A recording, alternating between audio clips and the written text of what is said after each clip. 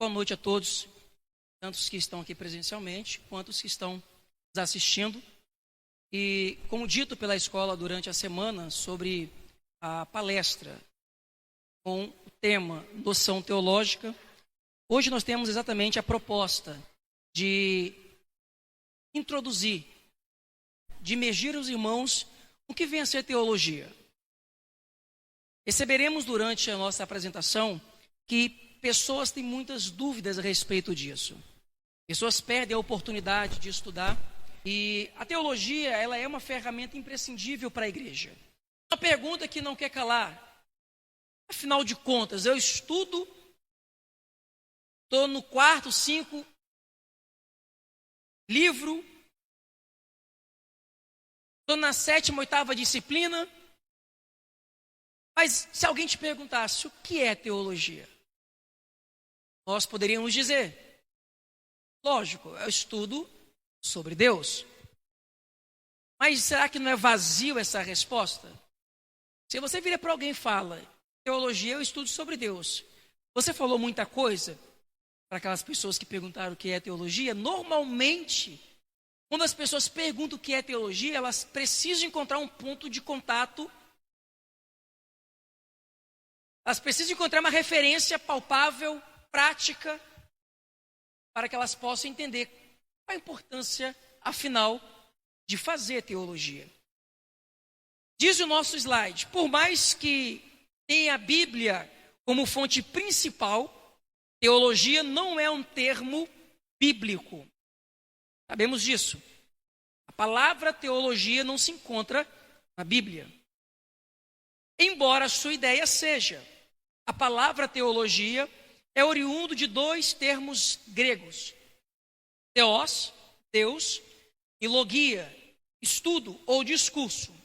Para muitos, se resumiria na seguinte definição: o estudo de Deus ou discurso tratado sobre Deus. De modo genérico, verdadeiramente a teologia é ou discurso sobre Deus. Essa resposta que damos para as pessoas com dúvidas seria uma resposta genérica, ampla demais. Por isso que às vezes as pessoas não encontram muito sentido. Eu lembro que quando eu fui para a faculdade, 2013, e os meus amigos, meus irmãos, fazendo direito, medicina, aquela roda de amigos, você está fazendo o quê? Estou fazendo direito. Vai ser um grande advogado. Você, fazendo medicina, quero ser médico. E você? Eu falei, eu estou fazendo teologia. Deu aquele silêncio. E aquela pessoa que estava fazendo direito perguntou, para que fazer isso? Dá dinheiro? E eu percebi que as intenções, às vezes, a maioria, giram em torno de quanto eu recebo. Nós precisamos fazer teologia com amor, com vontade. Seja você obreiro, seja você membro, seja você alguém interessado em conhecer mais, mas faça com amor. Entre nessa relação de descoberta a respeito de Deus com o coração aberto para aprender. Ainda que você tenha que se desvencilhar de muitas coisas que você achava que era, mas entende que a partir do estudo sistemático não era. Não tenha medo quando você se defrontar com a verdade que confronta aquilo que você achava ser verdade. De ser humilde, de entender. Aqui está certo e eu até então estava errado. Por isso que as pessoas fogem da teologia, porque ela realmente confronta muita coisa. Em vários aspectos da vida cristã. Em vários sentidos doutrinários, dogmáticos. A teologia, ela mexe muito com a gente. A teologia, ela mexe com nossos alicerces. Porque crescemos ouvindo certas coisas. Mas as coisas certas que ouvimos não tinham tanta estrutura. Na medida em que você, a partir de agora, começa a estudar, começa a levar em consideração determinados fatores e chega em algumas conclusões. Então a teologia não tem a proposta de fazer você ser dono da verdade. A teologia bíblica, a teologia cristã, ela tem a proposta de confrontar você com a real verdade. Então você não fica fugindo ou se vangloriando porque sabe. Você realmente é desroupado de alguns sensos comuns que você possuía. Uma coisa é certa: quem estuda teologia com seriedade nunca mais permanece a mesma pessoa. Isso não significa que você é melhor do que as outras. Você é diferente. Nenhuma pessoa que entra para estudar teologia, ela permanece da mesma forma. A não ser que as intenções sejam daquelas do início. Diploma, anel, status aqui e ali.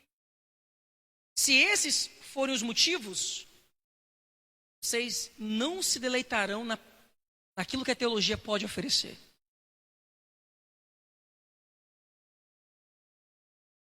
Quando falamos de teologia, nós também precisamos entender que não é possível desvencilhar, separar teologia de igreja. Muitas pessoas podem pensar consigo: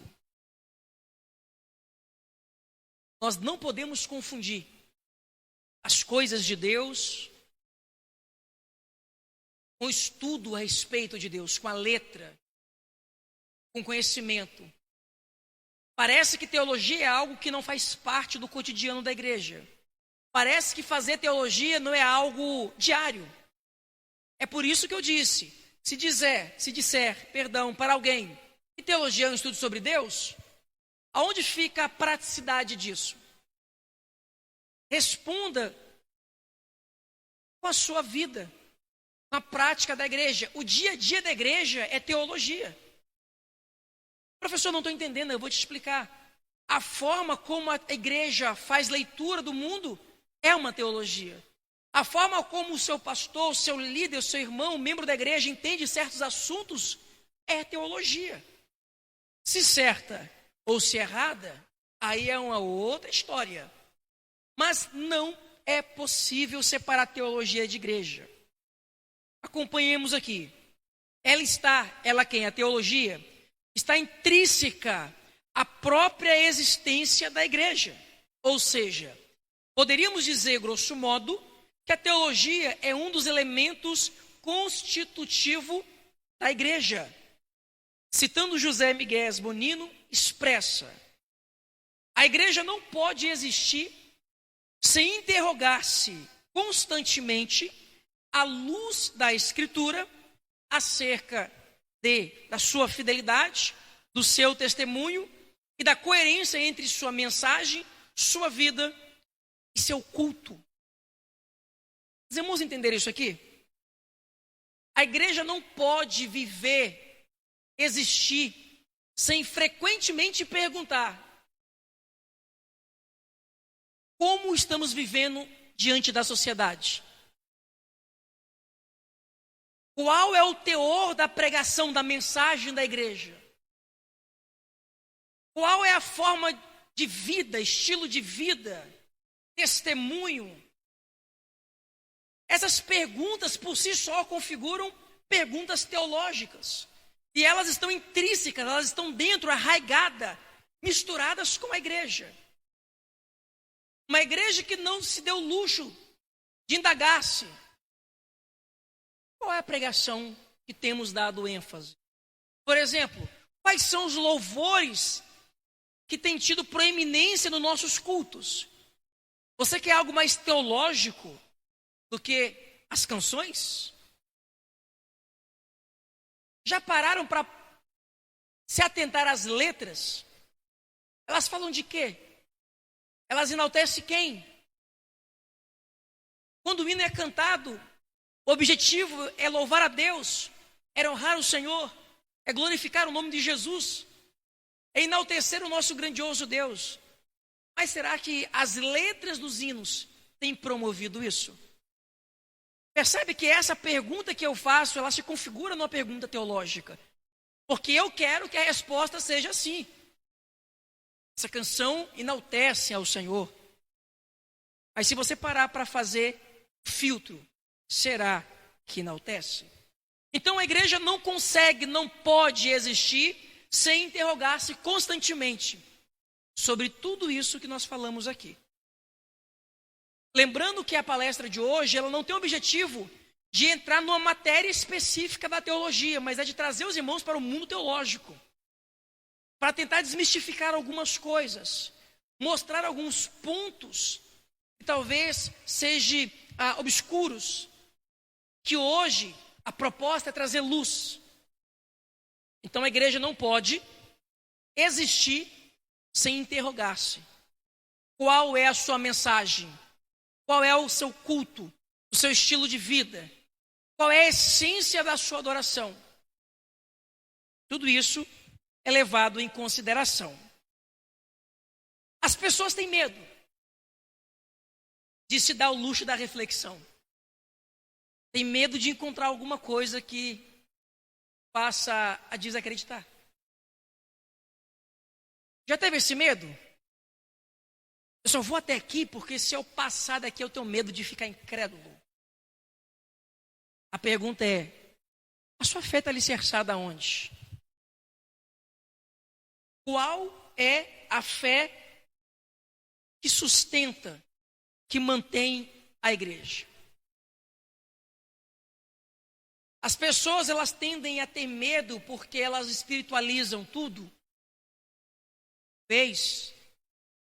Tudo é espiritual, então quando alguma coisa precisa ser natural, de duas uma.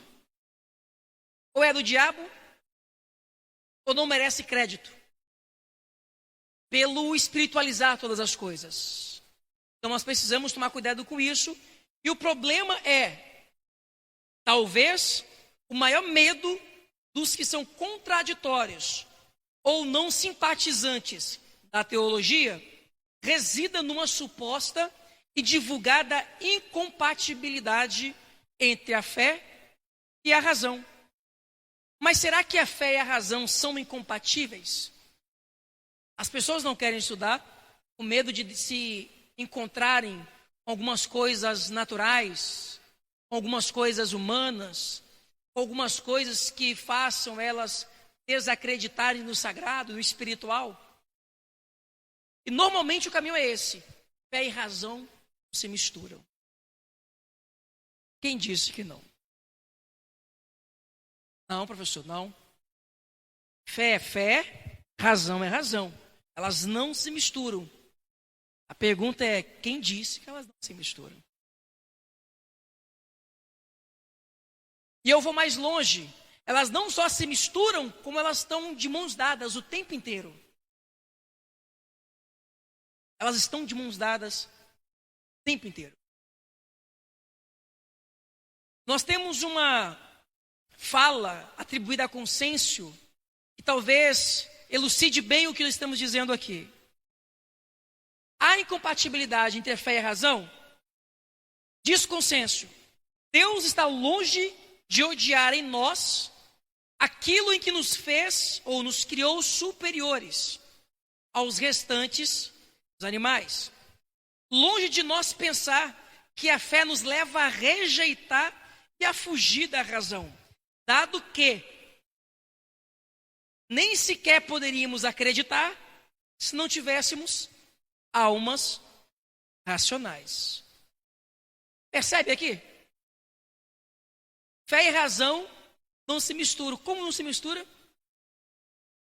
Se a razão, se a alma racional, se o ser racional é necessário para se acessar ao que nós atribuímos como espiritual, como dizemos ou entendemos como algo sacro. Consêncio, ele é interessante a sua fala, quando ele vai dizer, por que Deus odiaria que nós usássemos a razão? E o estudo, irmãos, pressupõe isso. Você estuda de maneira racional. Você pesquisa, você encontra fatores, você resume, você resenha, você analisa, compreende. E por que Deus nos condenaria por usar a razão em detrimento da fé? Para ficar mais claro, a racionalidade de nós nos distingue de outros animais. Isso é ponto passivo. Para muitos teólogos, a narrativa de Gênesis, capítulo 1, versículo 26, onde é registrada a fala de Deus, façamos o homem à nossa imagem, conforme a nossa semelhança, é exatamente a característica mais relevante de Deus no ser humano. Acreditam que a expressão semelhança esteja associada com a capacidade do pleno exercício das faculdades mentais. Então, há teólogos que acreditam que quando o termo a nossa imagem e semelhança, encontrado em Gênesis 1, 26, é exatamente o ápice da diferenciação entre o ser humano e o animal. Há um marco, há um divisor de águas entre o homem criado por Deus e os demais seres criados. Professor, qual é a proposta de dizer isso? Estamos dizendo que não há incompatibilidade entre razão e fé e razão. Há incompatibilidade entre incredulidade e razão. Aliás, incredulidade e fé. Não razão e fé. A incredulidade seria tudo aquilo que é oposto. De maneira bem objetiva, as questões da fé. Alguém que não acredita em nada que é divino, sagrado, espiritual. A incredulidade, sim, mas a razão, não. Porque se dissermos que a razão e a fé não andam juntas, é como se eu estivesse delegando à incredulidade o poder da razão. A pessoa só é incrédula porque ela é racional. Ora, então quem acredita em Deus, em Jesus Cristo, no Espírito Santo não são racionais? Percebe a incógnita que cria? Por muito tempo, imaginou-se que os cristãos eram pessoas ignorantes, sem nenhum conteúdo literário, acadêmico, nenhum estudo. E as obras atuais revelam diferente. Cada vez mais temos na igreja pessoas informadas. Pessoas que exercem diversas profissões importantes da sociedade, não que as outras não sejam, mas posições de proeminência. Nós temos na igreja juízes, advogados. Não há nenhum problema você explorar a sua razão em detrimento da fé. Use a razão como ferramenta de Deus. A nossa capacidade de raciocínio precisa estar a serviço do reino, a serviço da teologia, a serviço das coisas de Deus.